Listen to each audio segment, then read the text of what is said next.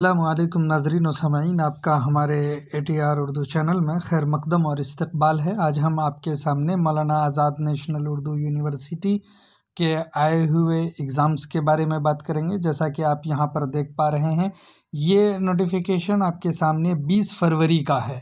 20 फरवरी 2023 यहाँ पर आप देख रहे हैं, नोटिस दिया है कि the university will issue regular admission notification for the academic year 2023-24 in the month of March April 2023 for the following entrance test and merit based programs, यानी मेरिट बेस्ड प्रोग्राम और एंट्रेंस बेस्ड प्रोग्राम के यहाँ पर list आपको दे दिए गए हैं। इसमें आपका एडमिशन जिस हिसाब से होता है उसी के अकॉर्डिंग ये बता दिया है कि जैसे कि आप जानते हैं DLED का एंट्रेंस होता है, B.Ed है, M.Ed है, B.Tech है।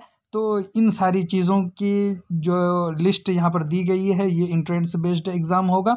आप इसकी प्रिपरेशन आप पहले से कर रहे होंगे, मज़ीद आप शुरू कर दीजिए। मार्च से अप्रैल में आपके फॉर्म फिलअप होने के साथ साथ ये एग्ज़ाम भी ले लिए जाएंगे। इसी तरह से मेरिट बेस्ड पर अगर आप एडमिशन लेना चाहते हैं, जैसे कि MA उर्दू है, इंग्लिश है, Arabic, Persian, Hindi, translation studies, इसी तरह से वुमेन स्टडीज़, पब्लिक एडमिनिस्ट्रेशन है, मास्टर ऑफ सोशल वर्क है, इसी तरह से इस्लामिक स्टडीज़ है, पॉलिटिकल साइंस है, हिस्ट्री है, ये सारे सब्जेक्ट्स हैं जो वहाँ पर कराए जाते हैं। तो आप इसको अच्छी तरह से समझ लीजिए, देख लीजिए।